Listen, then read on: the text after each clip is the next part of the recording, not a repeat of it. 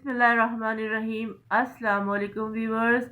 Information of Pakistan law के अंदर सैयदा फौजी एडवोकेट आपको खुशामदीद कहती है। व्यूअर्स, आप लोगों ने मुझसे कई दफ़ा सवाल तो आप करते ही रहते हैं मुझसे, लेकिन ये है कि ना आपसे आपको जवाब मैं देती रहूँगी। और मेरी पिछली वीडियोस में मैंने फॉर्म ऑफ समन का बता चुकी हूँ, लेकिन दोबारा मैं आपको इसको रिपीट कर रही हूँ ताकि आपको अच्छी तरीके से समझ आ जाए। आप लोग मुझे एडमायर करते हैं, पसंद करते हैं, जिसके लिए मैं तहे दिल से आपकी मशकूर हूँ। और बहुत खुशी होती है जब आप मुझे अपने ईमेल्स वगैरह देते हैं, मुझे वहाँ मेरी कमेंट्स करते हैं मुझे, और यूट्यूब के सेक्शन में आके, इनबॉक्स में आके मुझे अच्छा लगता है और कि हमें अच्छा लगा, हमें हेल्प मिल रही है। एज यूजुअल हमेशा मैं यही कहती हूँ, मैं इसलिए कहती हूँ कि आप लोग का इंकरेजमेंट मिले, क्योंकि ज़रा एक चीज़ आप लोग मुझे अप्रिशिएट कर रहे हो, तो अगर मैं नहीं कहूँगी तो ये बहुत बुरी बात होगी। अच्छा जी, आज मैं आपको बताऊँगी chapter 6 of process to compel appearance. ठीक है, कंपील अपीयरेंस मतलब किसी भी शख्स ने, अगर किसी को कोई तकलीफ वाक़ई हुई है, कोई केस करना है, तो अगर हम पूरे कोर्ट्स की केस, सिविल देख लें, क्रिमिनल देख लें, सब में समन के बगैर जो है केस प्रोसीड नहीं हो सकता। फॉर सपोज जैसे किसी भी शख्स को कोई तकलीफ है, उसने जाकर केस कर दिया। अब उस केस करने के बाद क्या होगा कि अब जो डिफेंडेड है उसको तो इल्हाम नहीं उतरेगा कि हाँ भाई आपका केस हो गया। आप उसको एक नोटिस के जरिए मुत्तला किया जाएगा कि आपके ऊपर नालिश यानी मुकदमा सूट कर दिया गया है, आप कोर्ट में फला फला डेट को पेश हो जाए।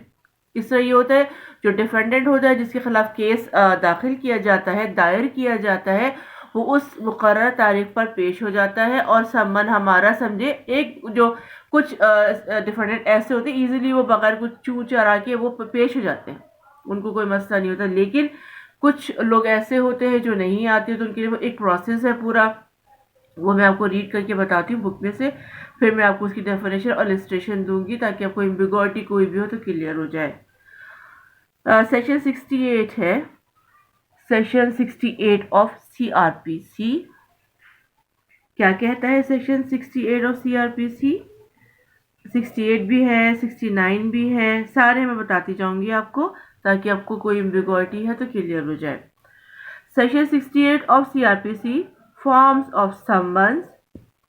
Every summon issued by a court under the code shall be in writing, in duplicate, signed and sealed by the presiding officer of such court or by such other officer as the High Court may from time by rule direct. Summoned by whom serve?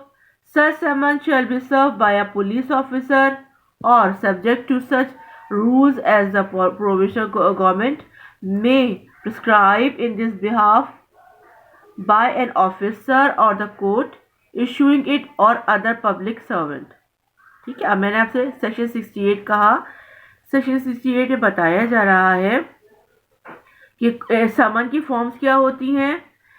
Issued by a court, in writing, in duplicate, sign and seal by the presiding officer such court। एक paper है छोटा सा, मैं court गई और सम्मन सर्व करने से पहले मैं आपको, जैसे मेरा मूड है, मैं आपको कोर्ट का मतलब दिखाऊंगी। सारे हाई कोर्ट कराची में या हैदराबाद गई तो वहाँ का दिखाऊंगी। तो वहाँ जब मैं जाऊंगी ना ऑफिस के अंदर, तो मैं आपको सम्मन के फॉर्म दिखाऊंगी, सम्मन की मेक क्या होती है। एक छोटा पेपर होता है और उसके अंदर जो है साइन होती है, डुप्लीकेट होते हैं, राइटिंग में लिखा होता है कि भाई फला फला डेट को जो है पेश होना है, और उस पर सील भी होती है, साइन भी होती है। ठीक है, समन बाय हुम सर्व, समन कौन कौन दे सकता है? सब such summon shall be served by police officer दे सकता है, और प्रोविंशियल गवर्नमेंट ने जो हिदायत दी उसके मुताबिक जो भी इंस्ट्रक्शंस होंगी उसके लिहाज से वो समन सर्व हो जाता है। अच्छा जी, 69 था ये। 69 समन हाउ सर्व्ड, समन कैसे प्रोसीड किया जाएगा, कैसे दिया जाएगा, वो बताया जाएगा आपको उसके अंदर। अच्छा जी, summon the summon shall if prescribe be served personally on the person summon by delivering और tendering to him one of the duplicate of the summon. अच्छा जी, signature of receipt for summon. अच्छा जी, पहले आपको फर्स्ट क्लियर कर दूं। समन how serve, the समन जी जनाब, द समन शैल इफ मतलब जो भी होगा इसको हम पर्सनली भी जाके बैलफ दे के आ जाता है। अगर जैसे नज़दीक नज़दीक रहता है, नज़दीक नज़दीक रहता है तो वो समन जो है ना बैलफ भी प्रोसीड करके आ जाएगा और कोई मसला नहीं होता। और उसको जो है क्या किया जाएगा, ये तो पहला प्रोसेस है summon by whom serve. Somewhere the summon shall if practicable भी, अच्छा ये सर्व करेगा कोई भी शख्स पर्सन टू पर्सन जाके डुप्लीकेट कॉपी देगा, रियल कॉपी उसी के पास रहेगी। ठीक है। सिग्नेचर और receive for summon, every person on whom a summon is so served shall sign and receive thereafter the back of the other duplicate। अच्छा जी, उसने क्या करना है, जैसे एक पर्सन को गया, उसने समन लिया कि उसके खिलाफ डिफेंडेंट को गया, जो है एप्लीकेंट है, डिफेंड जो भी है, उसके खिलाफ केस है, तो उसके ऊपर वो साइन करवाएगा और साइन करवा के उसके बैक पे साइन लेगा कि हाँ भाई कॉपी सर्व हो गई, रिसीव हो गया। तो ये कोर्ट के पास जाके एक मोहर होगी कि हाँ भाई हमने समन सर्व कर दिया और उस शख्स ने समन ले भी लिया। Service of a summon on an incorporated company और अदर बॉडी कॉर्पोरेट में be affected by serving it on the secretary, local manager or other principal officer of the corporation or by registration registered post letter addressed to the chief officer of the corporation in Pakistan. Such cases the service shall be deemed to have effected when the letter would arrive in ordinary court of post. अच्छा जी, इसमें क्या किया जाएगा, किसी आप company के manager किसी के बंदे को दे रहे हैं तो उसके अंदर क्या होगा, उसके अंदर ये होगा जनाब कि जिस बंदा जो होगा उसको दिया जाएगा, जो एड्रेस होगा या चीफ ऑफिसर कॉर्पोरेशन का होगा उसको दिया जाएगा। ठीक है, बहुत इजी है और इंग्लिश भी इतनी मुश्किल नहीं है इसकी, जो आप लोग को समझना आ सके। इसके लिए आपको मतलब ये कि अपना जरा जहन लगाना पड़ेगा, पढ़ने पे लगाएंगे तो हर चीज़ आसान है, नहीं पढ़ेंगे तो अली पे पढ़ना भी मुश्किल हो जाती है। अच्छा ये 69 था, ये अब 70 आ गया।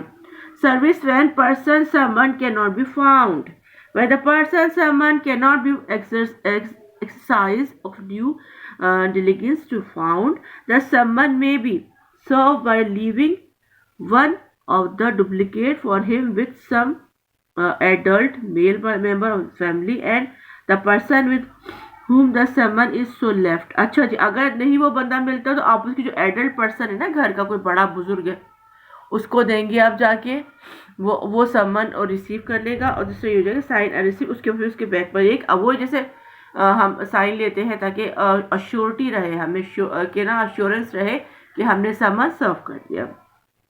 ठीक है।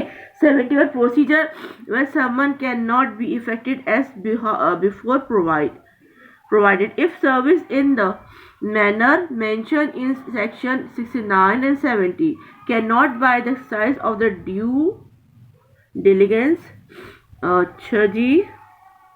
be effected, the service officer shall affix one of the duplicate on the summon to some conspicuous part of the house or homestead in which the person summoned ordinarily resides, and thereupon the summon shall be deemed to have been duly served। अच्छा ये तो सब बातें हो गई जब आपको person मिल गया या पर्सन का मेल एडल्ट मेंबर मिल गया या कॉर्पोरेशन में है ना ऑफिसर को दे दिया, ये तमाम बातें वो हैं जो पॉसिबल हो गई और हो गई। ठीक है, आपने दे दिया। अगर एक शख्स मिलता नहीं, एक शख्स घर पे मिलता नहीं, उसका कोई रिसीव बाजों का दिए होते हैं, जब डिफेंडेंट को पता चलता है, कई केसेस ऐसे हैं जब डिफेंडेंट को पता चल जाता है कि ना यहाँ समन हो गया और केसेस हो रहे हैं और समन आएगा, तो वो समन रिसीव नहीं करता।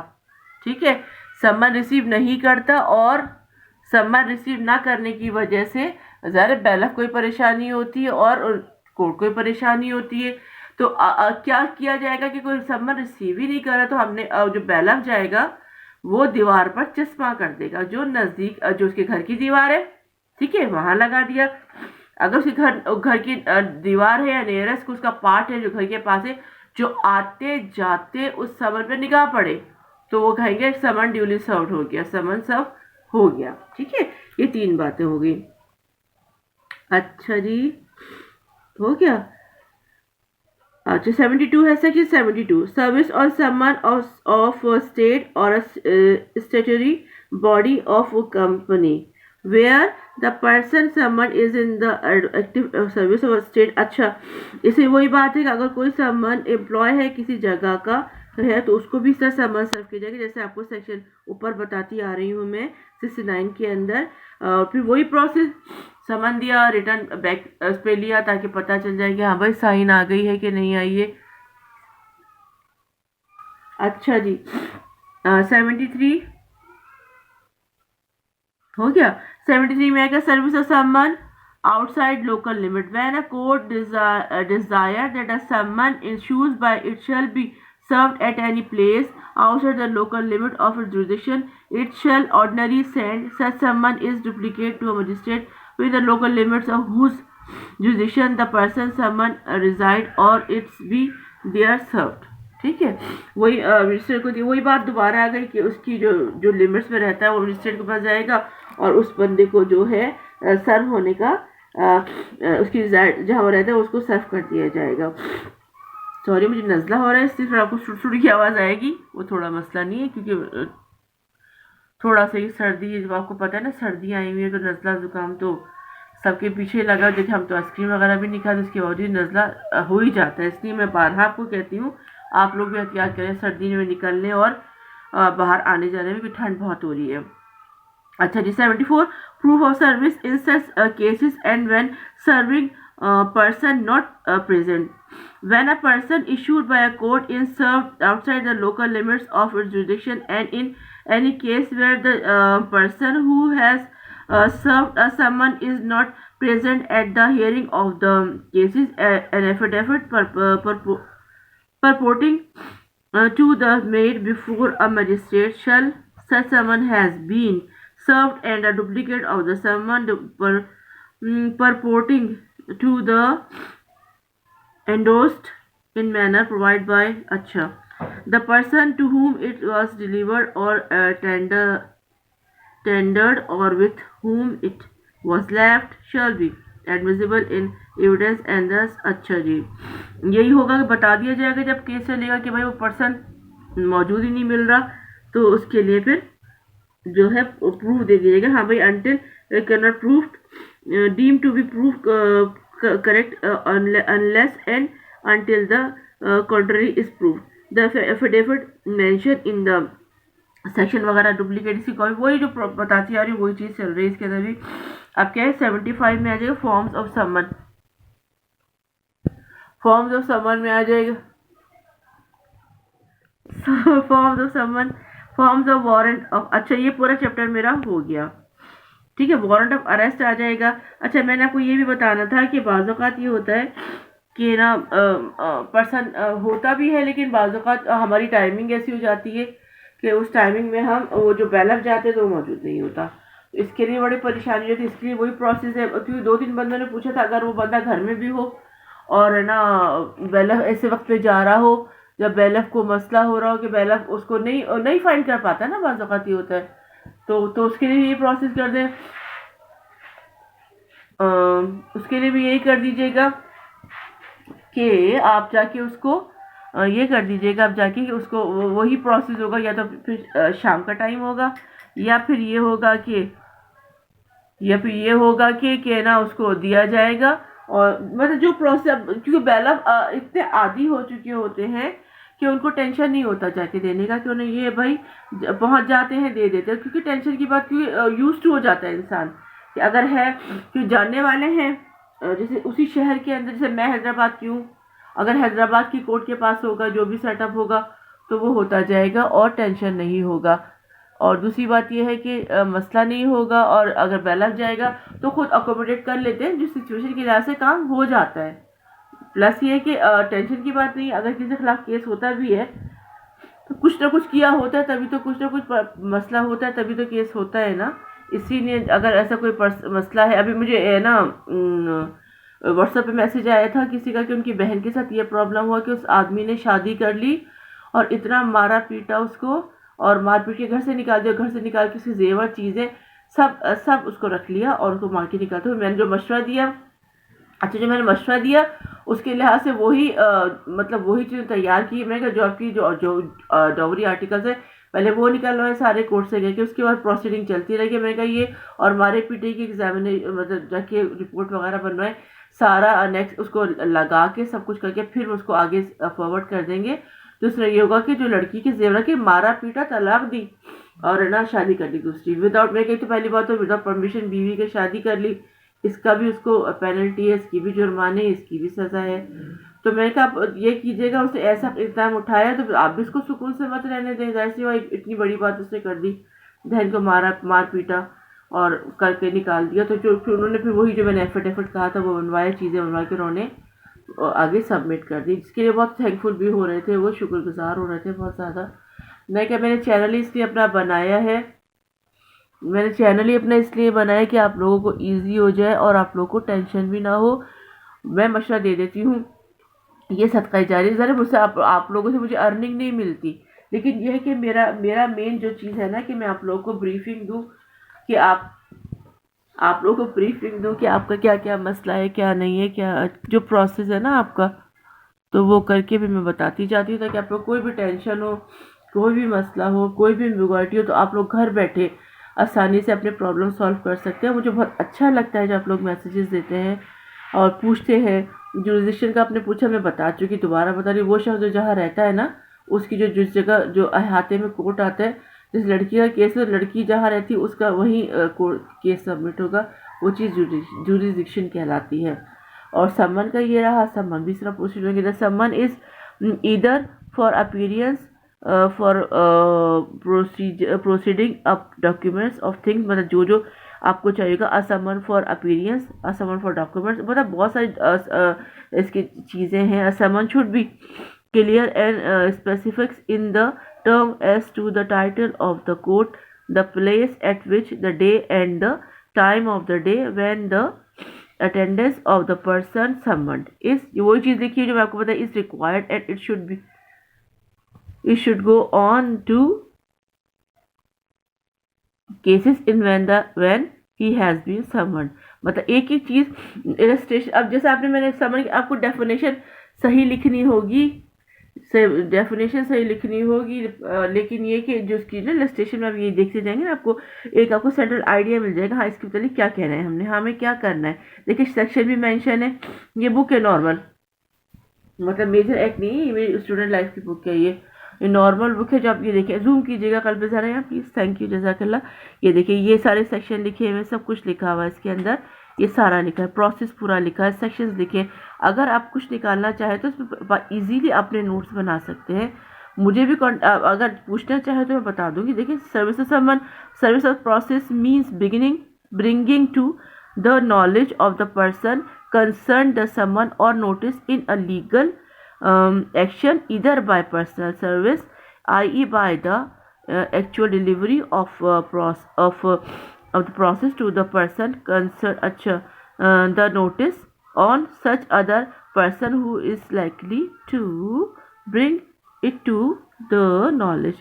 वही जो मैंने आपका हाँ पूरा बता के गई मैं आपको सारा, वही चीज़ दोबारा इसके अंदर है। तो आप है ना ये देख लीजिएगा, जो सेटअप आपको सही लगे वो कर लीजिएगा, कोई टेंशन की बात नहीं है। कुछ नहीं समझ आता है मुझे बता दीजिएगा, क्योंकि छोटे छोटे टिक मार्क्स वगैरह आते हैं, छोटे कोर्सेज होते हैं जो कमीशन भी आपके काम आते हैं आपको, तो सारा प्रोसेस के अंदर है।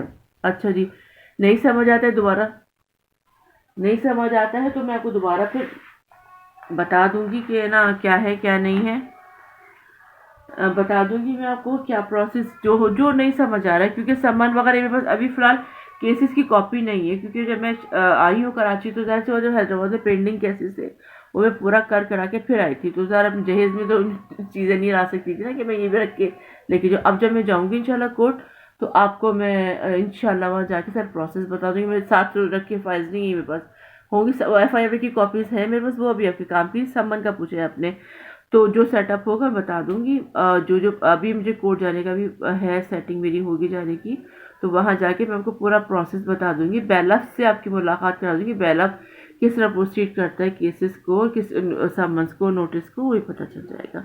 ठीक है, मेरा टॉपिक आज यही था, समन पे था, तो मैं समन पे बता दूंगी। नहीं समझ आता है तो आप मुझे बता दीजिएगा कि ये समझ नहीं आया मुझे, ये समझ नहीं आया मुझे, और मैं बता दूंगी आपको। अपने इस अपनेपन के साथ जहाँ रहे, खुश रहे, आबाद रहे, मुझे भी दुआ में याद रखिएगा। और दूसरी बात यह है कि कुछ समझ नहीं आता तो प्लीज़ मुझे कंसर्न कर लीजिएगा, मुझे बता दीजिएगा, मैं आपको बता दूंगी। आप दीजिए मुझे इजाज़त। इस अपनेपन के साथ जहाँ रहिए, खुश रहिए, आबाद रहिए, हमें भी दुआ में याद रखिएगा। नहीं समझ आता है कुछ तो हमें बता दीजिएगा, क्योंकि ये लेंदी प्रोसेस है, लेंदी चीज़ें हैं, लेंदी समझ देर से आती है ना। सर एक चीज़ आसान थोड़ी है कि यूँ किया और हमने घोला और पी लिया। घोला और पीने वाली कैफियत इसके अंदर बिल्कुल भी नहीं है। ये सारे प्रोसेस है। ये पूरा चैप्टर 6 यहाँ दिखाइएगा, जूम कीजिएगा, ये देखिए चैप्टर मेरा 6 है। प्रोसेस ऑफ टू अपीयरेंस के ऊपर सारा है, ये संबंध है। ये सारे सेक्शन जो अभी मैं आपको बता के गई हूँ, सारे सेक्शन है, कमेंट्स है, इलस्ट्रेशन है, ये सब अगर आप करना चाहें तो इजीली आपको इसमें से सब कुछ मिल सकता है। ये सारा मैंने आपको किया है, बताया है, ठीक है। और इसके बावजूद भी नहीं समझ आता है तो फिर ये मुझे पूछ लीजिएगा, कोई टेंशन की बात नहीं है, ठीक है। चैप्टर दोबारा मैं दिखा दूँ, चैप्टर 6 ये वाला है समझ का, ठीक है। ये वाला सारा समझ का चैप्टर है। नहीं समझ आता है पूछ लीजिएगा। कोई इतनी मेरे ख्याल है इतना लेंथी प्रोसेस तो है नहीं भाई कि समझ नहीं आएगा आपको। और दूसरी बात, आपने मुझसे कहा था वेजिंग वेट का, तो मैंने जिनका तस्करा किया था, कोई वो हमारे पड़ोस में ही है, उनका तस्करा किया था मैंने, कोई बड़ी वाली मिसाल नहीं दी थी जब घबरा गए। और जो वेट वगैरह का वेजिंग का था वो मैंने बताया था आपको, सारा कुछ है इसमें भी। वही प्रोसेस जो आपको पिछले वीडियो में मैंने ये सारा आपको बताया था कि क्रिमिनल प्रोसीजर कोड का जो था कि आपका 1 जुलाई में जब हुआ था ना, ये सारा मैंने आपको बता दिया था। This act is may be called the Code of Criminal Procedure 1898 and it shall came into force the 1st day of July 1993। अच्छा जी, 1893 में ये जुलाई में हुआ था, 1st डे में, सही है, हो गया।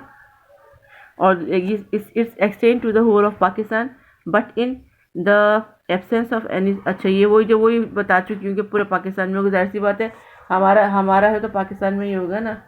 सारा सब कुछ पूरा बताया गया। प्रीलिमिनरी चैप्टर 1 है, शॉर्ट टाइटल कमिटमेंट है।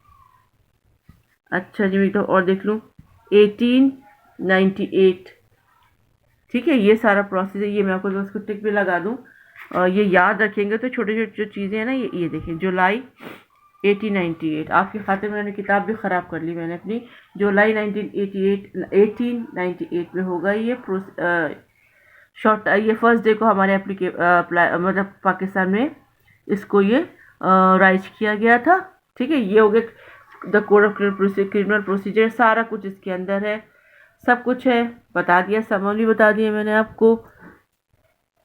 अच्छा, समन भी बता दिया मैंने आपको, और सारा कुछ बता चुकी हूँ। फिर भी एम्बुगाटी है तो पूछ लीजिएगा। दूसरी बात यह है कि आपने पूछा था मुझसे कि क्रिमिनल प्रोसीजर कोड के अंदर बेल वगैरह का सेक्शन है, तो मैंने आपको पहले ही बताया था कि बेल का सेक्शन है, बेल नॉन बेलेबल, पूरे चार्ट है, सब कुछ। अच्छा, ऐसा करते, अभी तो मैंने उसको निकालूंगी, फिर मैं आपको बताऊंगी। फिलहाल तो जैसे चार्ट वगैरह बने होते हैं, कॉलम्स होते हैं सारे, वो मैं आपको बता दूंगी ताकि आपकी समझ आ जाए। इस तरह खाली बोलने से कुछ नहीं होता, पढ़ना भी होता है। और फिर मैं आपको ब्रीफिंग भी दे दूंगी। दूसरी बात ये, जो उसके बने हुए जो सारे बेलेबल नॉन बेलेबल केसेस है, सब मैं आपको एक नशिस्त में ना बता दूंगी, ठीक है। अभी इतना कुछ बताने के बाद आप भी गड़बड़ा जाएंगे, मैं भी गड़बड़ा जाऊंगी, तो ये होगा, इसलिए सेटिंग कर लेते हैं सारा कुछ करके, और फिर मसला नहीं होगा, मैं बता दूंगी आपको। और टेंशन की कोई बात नहीं है, टेंशन की कोई बात नहीं है। अल्लाह बेहतर करे। एग्ज़ाम में हो तो मुझे एग्ज़ाम में भी आपका सवाल पूछ सकते हैं मुझसे, कोई टेंशन की बात नहीं है। छोटे छोटे पॉइंट्स है, नोट्स से मैं बता दूंगी, ठीक है। हो गया सब कुछ, नहीं समझ आता है दोबारा पूछ लीजिएगा, सही है। अपना बहुत सारा ख्याल रखिएगा और हमें भी दुआ में याद रखिएगा। मुझे सैयदा फौजिया एडवोकेट को इंफॉर्मेशन ऑफ पाकिस्तान लॉ मेरे चैनल से दीजिए इजाज़त। अल्लाह हाफिज़, अल्लाह निगहबान।